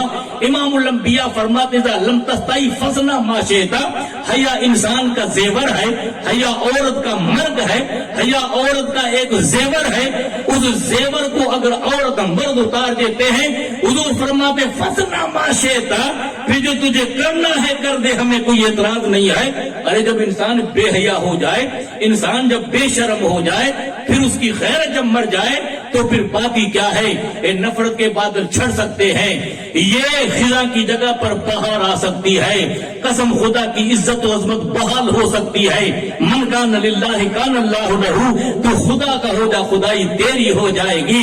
امام الانبیاء فرماتے ہیں لو انکم توکلتم علی اللہ کما توکل الطیور تغدو خماسا تروح بطانا، اگر تمہارا بھروسہ خدا کی ذات پر پختہ ہوتا، پرندے صبح کو اڑتے ہیں بھوکے، شام کو پیٹ بھر کر آتے ہیں، تو وہ انصار کی نوجوان عورت روزانہ اس کی راہ میں رک جاتی تھی۔ نوجوان تھا، اس کی آنکھوں میں حیا، کبھی اس نے دیکھا نہیں۔ 7 8 دن 15 دن 17 دن گزر جاتے ہیں، اچانک ایک مرتبہ وہ جا رہا تھا سر جھکا کر، اس نے کہا کہ میں آج ایک نظر سے دیکھ لوں اس کے پاس حسن کتنا ہے۔ جیسے عورت پہ نظر پڑ جاتی ہے تو بے مثال اس کے حسن پہ نظر پڑ جاتی ہے، ایک نظر پڑی چہرہ جھک جاتا ہے۔ گھر جا کر اس کو احساس ہوتا ہے اللہ اکبر، رب کا فرمان قرآن میں قل للمؤمنین یغضوا من ابصارہم، مومنوں کو کہہ دو کہ نظروں کو جھکا لیں۔ میں نے کیا کیا؟ میں نے اس کے نظر سے، اپنی نظر سے عورت کو دیکھ لیا۔ قرآن کا فرمان، میں نے قرآن کے فرمان پر میں نے عمل نہیں کیا، مولا نے جس کا حکم نہ دیا اس پہ میں نے عمل کر دیا۔ اسی کشمکش میں نوجوان کو بخار آتا ہے، اور بخار اتنا تیز کہ چلنے پھرنے سے لاچار ہو جاتا ہے۔ مسجد نبوی میں جو سب سے پہلے آتا، ایک دن غازر حاضر ہے، فاروق اعظم اس سے باپ سے پوچھا کہ تیرا بیٹا کیا ہوا؟ عرض کرتے سرکار وہ بیمار ہے اور شدت کا بخار اتنا ہے کہ چلنے پھرنے سے لاچار ہو چکا ہے۔ تو فرمایا میں اس کی عیادت کروں گا، میں بیمار پرسی کرنے کے لیے آؤں گا۔ رسول اللہ فرماتے ہیں ایک مسلمان کا مسلمان پر 7 حق ہے۔ کون سا حق ہے؟ سلام دو تو اس کا جواب کرو، جواب دو، دعوت کرے تو دعوت کی تم کیا کر دعوت قبول کرو، چھینکے تو اس کو یرحم اللہ کہو، اور اجابت الدائی فرماتے ہیں کہ تم تشمیت العاطش، رد السلام، غض البصر، اماطۃ الاذی عن الطریق، نگاہوں کو جھکا کر چلنا یہ مومن کا حق ہے۔ آقا فرماتے صحابہ کو راستے پہ بیٹھو تو فاتو حق، اس کا حق ادا کرو۔ یا رسول اللہ راستے کا حق کیا ہے؟ فرماتے غض البصر، نگاہوں کو جھکانا، اور رد السلام، سلام کا جواب دینا، اماطۃ الاذی عن الطریق، ایذا دینے والی چیز کو راستے سے ہٹانا، ارشاد الدالہ، کوئی انسان راستہ بھٹک جائے تو اس کو سیدھا راستہ بتانا، یہ راستے کا حق ہے۔ ہم نے وفا کی نہیں ہے، اور پھر کہتے ہیں کہ بھئی دعا کر دندے خراب ہو چکے ہیں، تو اللہ کے احکام کی تو پرواہ کر، ورد کرتا ہے۔ میں فاروق اعظم کہتے میں اس کی عیادت کرنے آؤں گا، آج نہیں جا سکے، حکومت کے کاموں کے اندر مصروف تھے۔ دوسرے دن کہتا چلو تمہارے نوجوان بیٹے کی عیادت کرو، وہ عرض کرتا سرکار رات ہی میں وفات ہو گئی، رات کو وفات ہو گئی، تو نے دفن کر دیا، مجھے اطلاع نہیں دی۔ سرکار رات ٹھنڈی تھی، اندھیرا تھا، گھر میرا دور، اس وجہ سے میں نے آپ کو مناسب نہ سمجھا، محلے کے لوگوں کو لے کر رات میں ہم نے سپرد خاک کر دیا۔ فاروق اعظم کے آنکھوں میں آنسو، اتنا نوجوان جوانی کی حالت میں لڑکا حسین و جمیل چلا گیا۔ پھر راستے میں پوچھا کہ کیا تکلیف تھی، اس نے ساری باتیں بتا دی۔ یہ بات ہوئی، غلطی سے ایک نگاہ چہرے پر پڑ گئی، اس کے دل میں خوف خدا کی لہر پیدا ہوئی۔ مولا فرماتا قرآن میں اما من خاف مقام ربہ ونہى النفس عن الہوى ان الجنت هی المأوى، جو اپنے نفس کو گناہوں سے روکے رہے اور انسان رب کی بارگاہ میں کھڑے ہونے کا خوف کرے، اللہ جنت میں اس کو ٹھکانہ عطا فرماتا ہے۔ واما من طغى وآثر الحیات الدنیا فان الجحیم هی المأوى، جو بغاوت کرے، سرکشی کرے، گناہوں کے دلدل میں اپنے نفس کو داخل کرے، دنیا کی 4 دن زندگی کو آخرت پر ترجیح دے، تو رب فرماتا اس کا ٹھکانہ جہنم ہے۔ مذہب اسلام نے ہمیں دونوں پہلو سکھائے ہیں، نیکی کا راستہ بتایا ہے، برائی کا راستہ بتایا ہے، شر اور خیر کے راہوں کو مولا نے بتایا، یہ خیر کا راستہ ہے، یہ شر کا راستہ ہے، یہ بھلائی کا راستہ ہے، یہ برائی کا راستہ ہے۔ فمن شاء فلیؤمن فمن شاء فلیکفر، اب چاہتا ہے تم چاہو تو ایمان لاؤ، تم چاہو تو کفر کرو۔ اللہ تعالیٰ نے دونوں راہیں انسان کو بتائی ہیں۔ افسوس کرتے ہیں کہ کیا کریں، ہماری تقدیر میں لکھا ہے اللہ نے بندے کو اپنی طرح قادر پیدا نہیں کیا اور پتھر کی طرح مجبور پیدا نہیں کیا ہے۔ آگ جل رہی ہے، کودو تو آگ میں پتہ چلے گا، آگ میں تم جائیں گے نہیں، پانی ہے ادھر سر سے اس آگ میں ڈبکی دے دے پتہ چلے، اس وقت میں تو اختیار ہے اور نیکی کرنے کو کیا کریں، تقدیر میں لکھا ہے۔ ابھی تقدیر کو کیوں تم قصوروار کرتے ہو؟ اعمال کو درست کرو، خدا کی رحمت تمہارا استقبال کرے۔ فاروق اعظم قبر پر پہنچے اور علامہ نور الافسار بیان کرتے، تفسیر نور الافسار میں علامہ مومن بیان کرتے ہیں، فاروق اعظم کی آنکھوں میں آنسو، فرماتے بیٹا مجھے پتا ہے کہ کیوں بیمار ہوا اور کیوں تیری روح قبض ہوئی۔ یا بنیا ما فعل اللہ بکا، رب تیرا حشر کیا کیا؟ اور قرآن کی آیت سورہ رحمان کی پڑھ کے یہ فرماتے وَلْمَنْ خَافَ مَقَامَ رَبِّهِ جَنَّتَانِ، جو اللہ کی بارگاہ میں کھڑے ہونے سے خوف رکھتا ہے قیامت کا تو اللہ 2 باغ جنت میں عطا فرمائے گا۔ بیٹا تو خوف خدا سے کانپا اور اسی خوف میں تیری روح نکل گئی ہے، اللہ نے تیرا حشر کیا کیا؟ تو نوجوان کے قبر سے آواز آتی یا عمر، اے عمر آتانی ربی جنتان، رب نے جنت میں مجھے 2 باغ عطا کر دی۔ حضرات یہ تھی وہ تاریخ، آپ کی یہ تاریخ تھی، اس تاریخ کو دوہراؤ، قسم خدا کی ساری تاریخیں تمہیں پھر دہرانے کی ضرورت نہیں پڑے گی، تم خدا کے ہو جاؤ گے، خدائی تمہاری ہو جائے گی۔ پھر فرماتے ہیں یا معاشر شباب، نوجوانوں کی جماعت، تم میں سے اگر کوئی نکاح کرنا چاہے، طاقت ہے تو نکاح کرے۔ سیدنا امام الانبیاء فرماتے ہیں کیوں؟ نکاح کرنے سے انسان کا آدھا دین سلامت رہتا ہے اور انسان کی نظر محفوظ رہتی ہے، انسان کے نفس پہ کنٹرول ہوتا ہے۔ فرماتے اگر یہ پوزیشن نہیں ہے تو فرماتے روزہ رکھے۔ کیوں؟ روزہ رکھنے سے انسان کا نفس صاف ہو جاتا ہے، خدا کا خوف اور تزکیہ انسان کے نفس کا ہو جاتا ہے۔ یہ رسول اللہ نے نوجوانوں کی وصیت اور نصیحت کرتے ہیں۔ اب میں آپ کو مختصر وقت میں یہ سمجھاؤں یہ سلسلہ کہاں سے چلا، ہم جس کو نکاح کہتے ہیں، ہے نا بابا، نکاح آج ایسا یہ طریقہ نا صلی اللہ علیہ نبی الامی والی صلی اللہ علیہ وسلم صلاۃ و سلام علیہ یا رسول اللہ وعلی آلہ وصحبہ یا خیر خلق اللہ۔ اور اس نکاح سے پہلے ایک لفظ ہم کیا کہتے ہیں؟ عقد نکاح کہتے ہیں نا بھائی، عقد نکاح عربی زبان کا لفظ، علامہ بیٹھے۔ عقد کس کو کہتے ہیں بولیے؟ عقد کہتے ہیں گرہ کو، اگر گرہ نہ سمجھو تو اپنی زبان میں گانٹھ، اگر رسی ٹوٹ جائے تو دونوں سروں کو ملانے ہم کیا کرتے؟ گانٹھ دے دیتے ہیں۔ گانٹھ دینے سے رسی مضبوط ہوتی ہے کہ نہیں؟ تو اس نکاح کے ساتھ عقد نکاح کو کیوں کہتے ہیں؟ تو کہ 2 رشتے آپس میں الگ تھے، جب تم نے اس کو اسلام کی لڑھی میں اور اسلام کے گرہ کے اندر تم نے اس کو مضبوطی سے باندھا، دونوں رشتے آپس میں جڑ گئے، اس لیے ہم کیا کہتے ہیں؟ عقد نکاح کہتے ہیں۔ اور عقد پڑھو تو عقد ہوتا ہے عربی میں ہار، موتیوں کے ہار کو ہار کہتے ہیں۔ الگ بکھرے ہوئے ریت پہ جو موتیوں کو وہ ہار نہیں کہیں گے، موتی کہیں گے۔ موتیوں کا ہار کب عقد بنتا ہے؟ جب ساری موتیوں کو دانوں کو لڑی کے اندر پرو گے تو کہتے ہیں کہ انسان کے گلے کی زینت کا وہ ہار بنتا ہے۔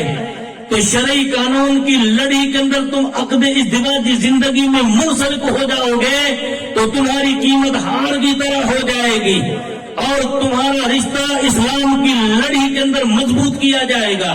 امام الانبیاء تاجدار مدینہ صلی اللہ علیہ وسلم نے نکاح کی کیا تعریف کی؟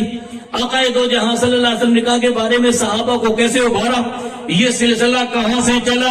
کہ یہ سلسلہ پرانا ہے، حضرت آدم علیہ السلام سے سلسلہ چلا۔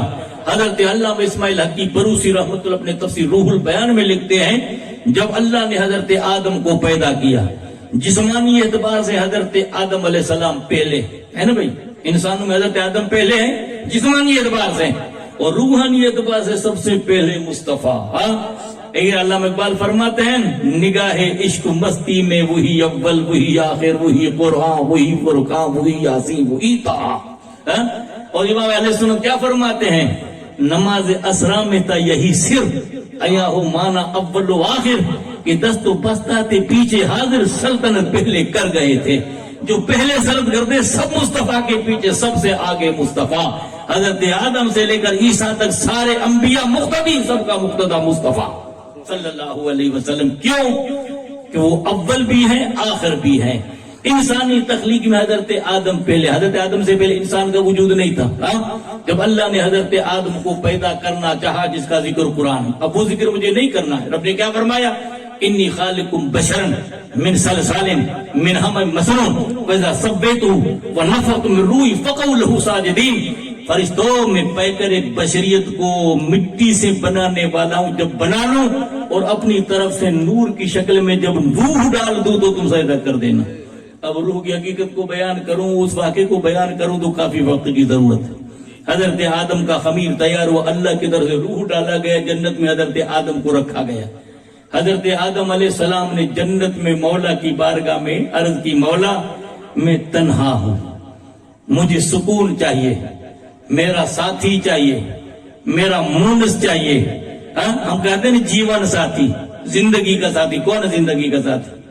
عورت ہے نا بھائی, نہیں عورت ساتھی ہے نا بھائی. جب نکاح تمہارا ہو جاتا ہے زندگی بھر کی شادی ہو گئی, پھر نادانی سے کوئی طلاق دے دو بات الگ ہے. مذہب اسلام میں طلاق کوئی اچھی نہیں ہے. حضور فرماتے اب غضل حلال طلاق, حلال چیزوں میں رب کے نزدیک برے میں بری چیز اگر رہی تو طلاق. فرماتے میں اپنے اہل کے لیے بہتر ہوں, تم اپنے اہل کے لیے بہتر ہو. میں سیرت پاک کا ایک ورق آپ کے سامنے مختصر لفظ میں پیش کروں. خدیجہ کبریٰ رضی اللہ تعالی عنہا کی نکاح اللہ کے محبوب سے کتنی عمر میں ہوئی تھی؟ حضور 25 سال کے تھے, ابھی نبوت کا اعلان نہیں ہوا ہے. خدیجہ کبریٰ کتنی ہے؟ 40 سال کی. 2 رشتے پہلے ہو چکے تھے, اب آپ کو نکاح کی ضرورت نہیں تھی. لیکن اللہ کے محبوب کی سچائی, امانت داری, پاسداری, وفاداری, ملنساری, حسن اخلاق اور حسن اخلاق کے ساتھ سچی باتیں سن کر سامنے سے پیغام جاتا ہے. اور 15 سال تک اعلان نبوت سے پہلے مصطفیٰ کے جو اخلاق دیکھے تھے, جب وحی الہی پہلی نور کی شکل میں غار حرا میں مصطفیٰ کو اترا, اقرأ باسم ربک الذی خلق خلق الانسان من علق اقرأ ربک الاکرم الذی علم بالقلم. اقرأ ربک الاکرم, اللہ کے محبوب آیات کو لے کر آئے تو پہلی وحی تھی. اللہ کے محبوب کے فیضان الہی اور وحی الہی کے فیض سے سینے مبارک پہ حرکت ہوئی تو کچھ الفاظ آپ نے کہے. کیوں دنیا ان الفاظ کو سمجھے کہ نہیں, تو کچھ الفاظ آپ نے کہے. خدیجہ آگے حال کیا ہوگا اللہ ہی بہتر جانتا ہے, میں اسی بات پر اتفاق کرتا ہوں. وہ الفاظ پیش نہیں کرو گے, لوگ نہیں سمجھیں گے, پھر فتویٰ منگوا لیں گے. اسی سے بہتر ہے کہ لفظ پیچیدہ بول دو. آگے اللہ جانے کیا حال ہوگا. تو اس وقت میں اگر کوئی اور عورت ہوتی کا لے جاؤ یار کسی پر دم کراؤ, اس پہ بھوت ہو گیا ہے, جادو ہو گیا, فلاں ہو گیا, فلاں ہو گیا ہے. لیکن خدیجہ کبریٰ نے 15 سال تک محمد مصطفیٰ کی نجی زندگی تو دیکھی تھی. کہنے لگی کلا واللہ لا یخزی کلا ابدا, رب کی قسم اللہ اس رب پاکیزہ ذات کو کبھی رسوا نہیں کہا. انک لتصل الرحمہ وتعمل القلہ وتقل الضعیفہ وتعین الابواب الحق, رب کی قسم صلہ رحمی کرنا آپ کا کام ہے, یہ غریبوں سے مدد کرنا آپ کا کام ہے, محتاجوں کا بوجھ اٹھا کر سہارا دینا آپ کا کام ہے, مہمان نوازی کرنا آپ کا کام ہے, حسن اخلاق سے پیش آنا آپ کا کام ہے.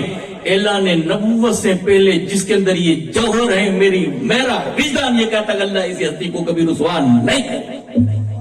پھر وہ وقت آیا خدیجہ کبریٰ رضی اللہ تعالیٰ عنہ کا.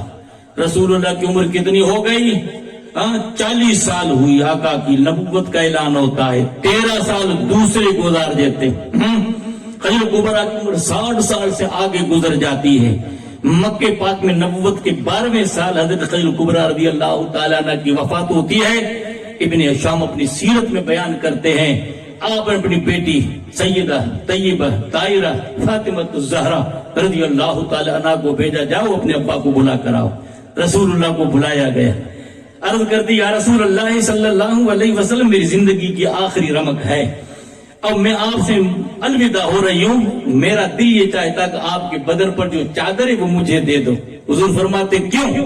اس لیے کہ میں اپنے چادر کو کفن میں رکھوں، میرا ایمان یہ کہتا ہے جو آپ کے جسم سے چادر مس ہو چکی ہے جہنم کی آگ اس پہ حرام۔ امام الانبیاء نے کیا کہا؟ سننے کے قابل ہے، لوگوں ایمان کو تازہ کرو۔ آقا دو جہاں کا دل بھر آیا، رحمت والی آنکھوں میں آنسو آئے اور فرماتے لو سالتنی جلدی لاتے تو اے خدیجہ تو مجھ سے چادر مانگتی ہے، اگر میرے جسم کا ٹکڑا مانگے تو چمڑی کاٹ کے تجھے دے دوں۔ لا الہ الا اللہ محمد رسول کے پڑھنے والوں، میرے نوجوان، میرے عزیز بچوں، بزرگوں، بھائیوں، نوجوانوں، یہ محمد مصطفیٰ کا کردار تھا اپنے اہل کے لیے۔ کس غلطی میں پھٹ گئے ہیں اور پھر شکوہ کرتے ہیں زمانے کے سائیں زمانو خراب اچھے ہو، وقت خراب آ چکا ہے۔ وقت نہیں، ہم خراب ہو چکے ہیں۔ ان اللہ لا یغیر بقوم حتی یغیروا ما بانفسہم، یہ سلسلہ وہاں سے چلا۔ ہاں طلاق کوئی اچھی چیز نہیں، علماء بیٹھے ہیں، میرے عزیز بیٹھے ہیں، ذمہ دار۔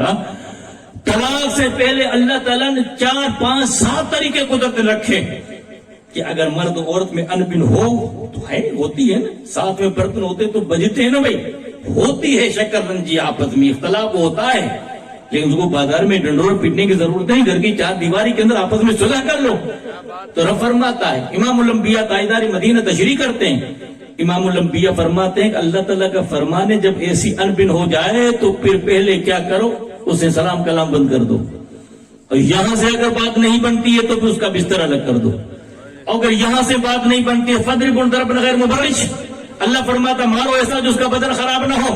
3 باتیں۔ اس کے بعد بھی اگر معاملہ نہیں سلجھتا ہے تو رب فرماتا فبعثوا حکما من اہلہ وحکما من اہلہا، ایک عورت کی طرف سے ایک مرد کی طرف سے، دونوں آپس میں صلح کرائیں، یہ 4تھا طریقہ۔ اس کے بعد بھی اگر فیصلہ نہیں ہے تو ایک طلاق ایک باقی کی پیریڈ میں دے دو، یہ 5واں طریقہ۔ اس سے معاملہ نہیں سلجھتا ہے تو دوسرے پاکیزہ کی پیریڈ کے اندر دوسری طلاق دے دو، یہ ہوا 6واں طریقہ۔ اس کے بعد اگر معاملہ نہیں سلجھتا تو آخری طلاق دے دو۔ اس 6 طریقے پہلے قدرت نے بتائے، ان طریقوں میں انسان عمل کرے تو دشمنوں کو ہنسنے کا موقع نہیں ملتا۔ آج دنیا مذاق اڑاتی ہے اس بات پر، 3 طلاقیں ساتھ میں دے دیتے ہو، یہ کر دیتے ہو، فلاں کر دیتے ہو، یہ کر دیتے ہو، وہ کر دیتے ہو، نان و نفقہ نہیں دیتے ہو، پھر لٹکتا رہتا ہے، نہ ادھر رہے نہ ادھر، نہ خدا ہی ملا نبی صلی اللہ علیہ وسلم۔ حضور فرمایا ولا تذلوا المعلقہ، اس کو لڑکی کیوں رکھتے ہو؟ یا تو عزت سے اس کو رکھ لو یا احسان کے ساتھ اس کو چھوڑ دو، طلاق دے دو تاکہ دوسرے سے رشتہ تو کرے۔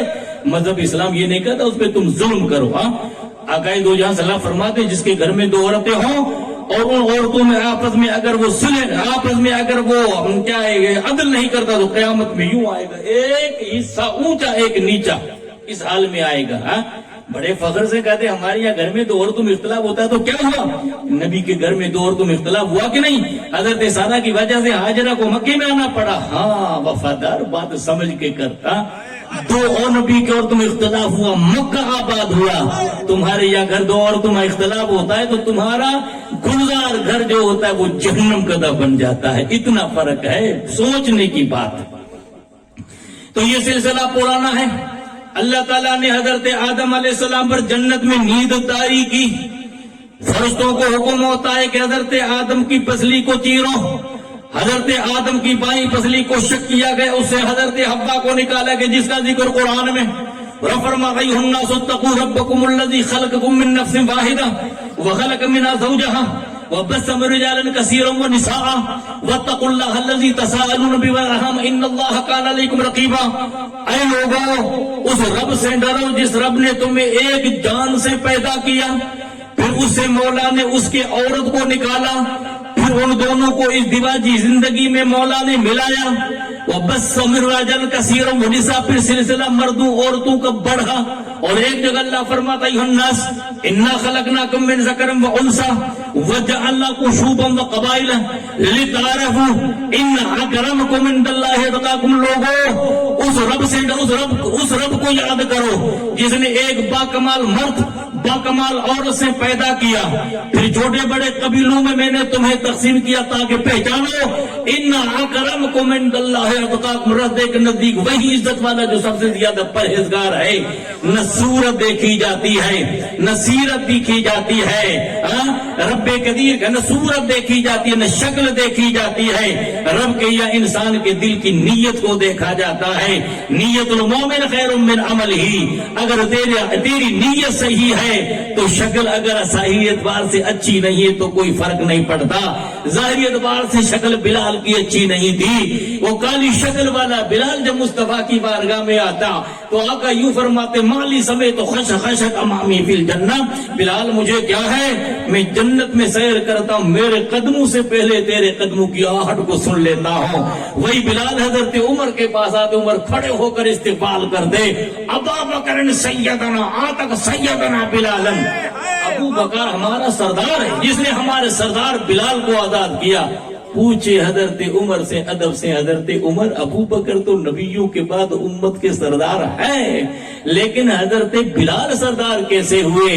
تو جواب یہ ملتا ہے بند عشق شدی ترک نسب کن جامی کی دری راہ فلاں بن فلاں چیزیں نیست۔ جامی خدا کا بندہ بننا ہے تو یوں چھوڑ دے، میں فلاں ہوں، فلاں کا بیٹا ہوں، فلاں کا پوتا ہوں، اتنا مال ہے، اتنی ملکیت ہے، اتنی گنجائش ہے، اتنی میرے پاس مایا ہے کہ یہ ساری چیزیں دھری کی دھری رہ جائیں گی، قبر میں ایمان اور عمل کا مایا۔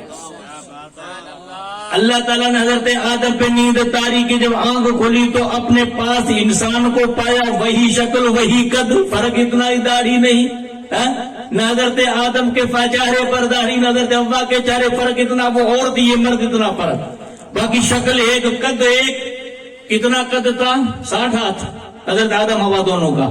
جنت میں انسان جائے گا تو اسی قد میں جائے گا۔ اب تاریخ کو بڑھو، حدیث و تجربہ کو بڑھو، فرق اتنا ہے کہ وہ عورت یہ مرد، پوچھا مولا یہ کون، کہ یہ تیرا ساتھی، ہاتھ بڑھایا، خدا کے پیغمبر نے فرمایا نہیں ابھی نکاح نہیں ہوا ہے، ملک جبریل کو بھیجا، نکاح جنت میں ہوا، پھر ہاتھ بڑھا رب کے پیغمبر کا کہا نہیں ابھی مہر ادا نہیں ہوا ہے، مولا مہر کیا ادا کرو؟ لکھا ہے علامہ اسماعیل نے حکم ربی ہوتا صلی علی حبیبی 11 مرتن، میرے حبیب پہ 11 مرتبہ درود پڑھ، یہی تیرا مہر ہے۔ کیوں؟ درود پڑھنا یہ مولا کا حکم بھی ہے، مولا کی سنت بھی ہے۔ نماز خدا کا حکم ہے، سنت نہیں۔ روزہ رکھنا خدا کا حکم ہے، خدا کی سنت نہیں۔ زکات ادا کرنا خدا کا حکم ہے، سنت نہیں۔ لیکن اللہ نے بندوں کو ایسی نعمت اور دولت سے نوازا ہے، رب فرماتا میرا حکم بھی ہے اور میری سنت بھی ہے۔ مولا وہ کون سا عمل ہے جو بندے کرے تو مولا کی سنت ادا ہو جائے؟ رب فرماتا ان اللہ و ملائکتہ یصلون علی النبی، خدا اور رحمت کے فرشتے، مصطفیٰ فرشتے درود بھیجتے ہیں، تم بھی مرحمتیں بھیجتے ہیں، تم بھی مصطفیٰ پہ درود پڑھو۔ محبوب نے راضی کریا کر، سوتے بیٹھے لے کے جگایا کر، دن رات کملی والے تے ہر آن درود پجایا کر، رات میں پڑھتے رہو، دن میں پڑھتے رہو، جلوت میں پڑھتے رہو، خلوت میں پڑھتے رہو، محفل میں پڑھتے رہو، تنہائی میں پڑھتے رہو، بیٹھتے پڑھتے رہو۔ السلام علیکم نبی و رحمت اللہ بیٹھ کے پڑھتے ہیں، اللہ صلی اللہ محمد ان کا صلی تو رحمت و ترحمت مبارک، تو جنازے میں کھڑے ہو کر پڑھتے ہیں۔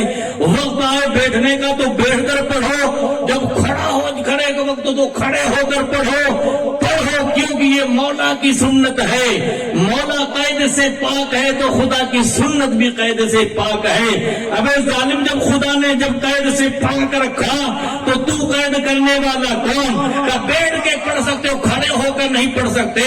سلمو تسلیمہ مطلق ہے، مطلق کو مطلق رکھا جائے، مقید نہیں کیا جائے گا۔ یہ فقہ اور اصول کا یہ قاعدہ ہے، اس کو علامہ سمجھیں گے، آپ نہیں سمجھو گے۔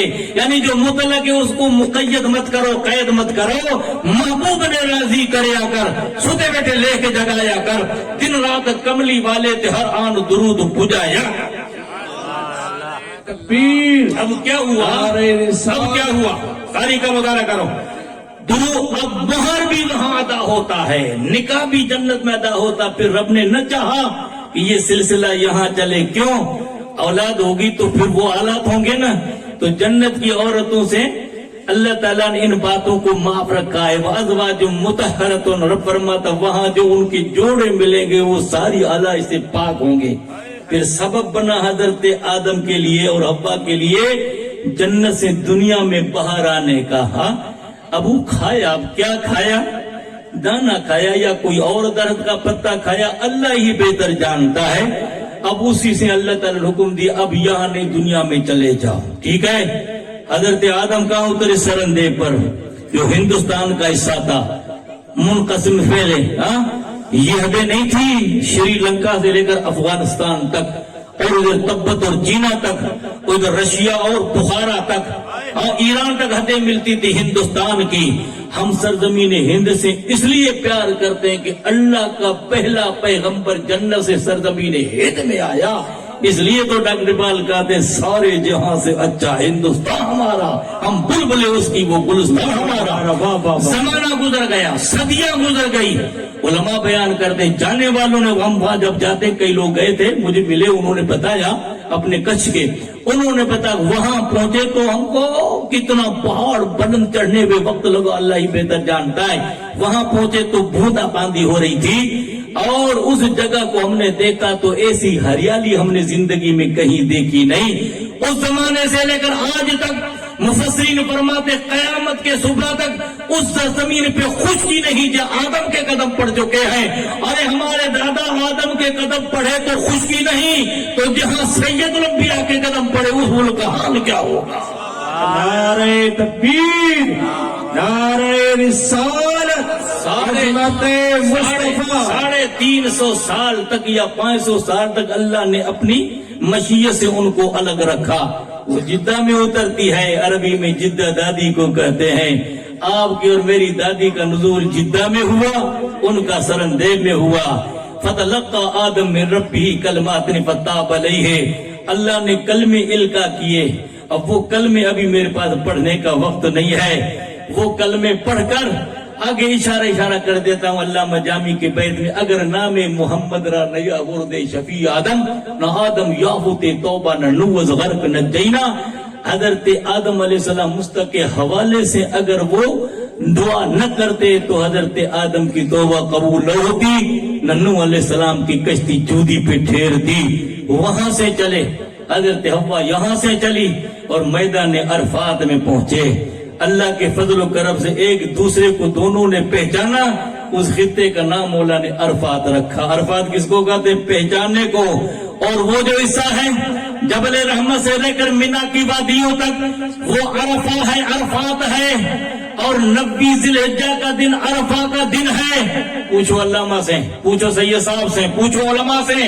ذی الحجہ کی 90 تاریخ کو اگر کوئی کعبے کو خالی کرے، باہر نہیں، کعبے کے سین کے اندر نہیں، دروازہ کھولے عین کعبہ میں 1000 رکعتیں پڑھ لے، حاجی نہیں بنے گا. حاجی کا ٹائٹل کہاں لگے گا؟ حکم ربی یہ ہے کہ حاجی کا ٹائٹل لگانا ہے تو عرفہ کے میدان، عرفات کے میدان میں ذی الحجہ کی 90 تاریخ کو سورج کے غروب ہونے تک ٹھہر جا. اگر بیمار ہے تو جب تک صبح صادق نہ ہو 10ویں کا اس کو بے ہوشی کی حالت میں عرفات کے میدان میں لے آؤ، تمہارا حج ادا ہو جائے گا، تم حاجی بن جاؤ گے. کیوں کہ مدتوں پہلے میرا بندہ سرندیب سے چلا تھا، میری بندی جدہ سے چلی تھی. اس میدان میں ایک دوسرے کو پہچان کر رب کی رضا کی خاطر 2 رکعت شکرانے کے نفل پڑھتے ہیں. ارے تو 2 رکعت نفل پڑھے یا چند گھڑیاں ٹھہر جائے، اللہ کے بندوں کی سنت ادا ہو جائے گی اور تو حاجی بن جائے. سبحان اللہ. یہ سلسلہ وہاں سے چلا. نبی کریم صلی اللہ علیہ وسلم فرماتے نکاح میرا طریقہ ہے. اب میں آپ کو ایک حدیث سنا کر اپنے گفتگو کو پورا کروں. رسول اللہ صلی اللہ علیہ وسلم فرماتے ہیں، جس کو حضرت ابن عمر بیان کرتے ہیں، ابو ہریرہ بیان کرتے ہیں، امام مسلم نے بیان کیا، امام بخاری نے بیان کیا، سیاستہ کی ساری حدیثوں نے بیان کیا. آقا فرماتے تنکح المرأۃ لاربعین، عورت سے نکاح کیا جائے کتنی باتیں دیکھو، اس میں 4 باتیں دیکھو، یاد رکھو. فرماتے لحاظ خاندان دیکھو، کوئی حرج نہیں، خاندان دیکھو، کفر دیکھو، قبیلہ دیکھو، کوئی حرج نہیں، اچھی بات ہے. اور اس کے بعد آپ نے دوسری بات کیا بتائی؟ वली माली, हाँ माल भी देखो, हाँ तू मिस्कीन है तुझे सहारा मिल जाए, हाँ लेकिन आज तो कुफल बंद कर देती है, जो गर्जे नहीं जाया उसको दरवाजे लगा देती है कि ये मेरा माल है तुझे नहीं दूंगा। ये आपस में समझौता कर ले तो क्या फर्क पड़ता है, हाँ है कि नहीं?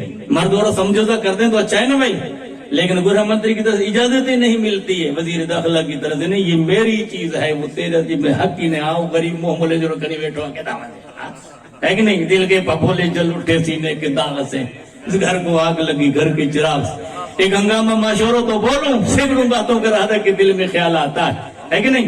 तो एक बात हो तो बताऊं, कौम मुस्लिम की किस हालत इस सबू को मैं आपके सामने बताऊं, क्या हाल है, फिर भी मूछों का दाम नहीं जाता है, वही हाल रहे भाई। खुदा के वास्ते कम से कम सुधरने की तो कोशिश करो। क्यों बीमारी आती है, क्यों नफरतें आती है, क्यों अजाब आते हैं?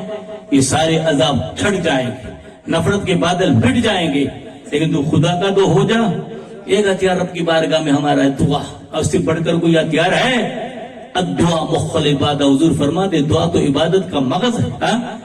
यकीन महकुम अमल बेहम मोहब्बत फातिह आलम, फरमा यकीन मजबूत रख, अमल पूरा करता रहो, और मोहम्मद मुस्तफा की सच्ची मोहब्बत उल्फत रख। जिहाद जिंदगानी ये मर्दों की शमशीरें, तो जिंदगानी की जिहाद में ये तेरी तलवारें, वो तलवार इतना असर नहीं करेगी जितनी ये तलवार असर करेगी। क्यों?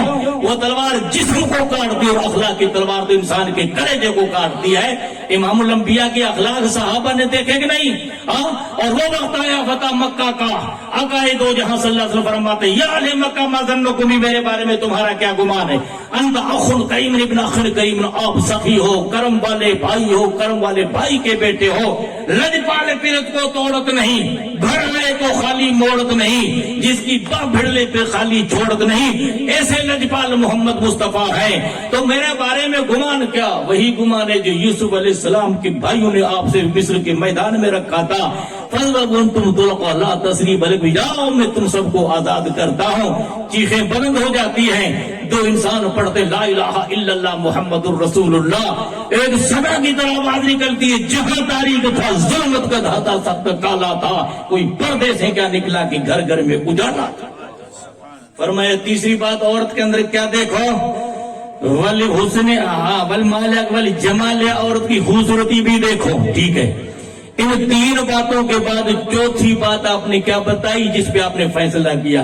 फरमाते वाले दीन, और चौथा दीनदारी को देखो। फिर तरजीह किस बात पर दी? हुस्न पर। काने हुस्न कल ढल सकता है, खानदान कल मिट्टी में मिल सकता है, माल कल बर्बाद हो सकता है। फरमाते फज़फर बिज़ात दीन, तरबत यदा का, दीन वाली से रिश्ता कर, दीन कब्र में भी काम आएगा, हशर में भी काम आएगा। तो दीन को नहीं देखना है। हजरत आदम जब जमीन पे उतरे तो अर्ज करते मौला, अब जन्नत में तो सबका लिबास एक, सबकी शक्ल एक, अब मैं जन्नत से दुनिया में उतर रहा हूं तो मर्द का जेवर अलग, औरत का जेवर अलग। अब तो अल्लाह ने मर्द के लिए जेवर अलग रखे हैं, ये जेवर औरत का है, ये गोशवारा ये औरत का जेवर है, ये पाँव में पैजेब ये औरत का जेवर है। तो अल्लाह ताला ने हजरत आदम अलैहिस्सलाम के चेहरे पर जब हिंदुस्तान की सरजमीन पे उतरते जन्नत से दाढ़ी का जेवर देकर मौला ने उतारा, का ये तुम्हारे नरीना औलाद का जेवर है, ये फिरौन की सुन्नत नहीं है, ये निमरूद की सुन्नत नहीं, ये मुस्तफा की सुन्नत है।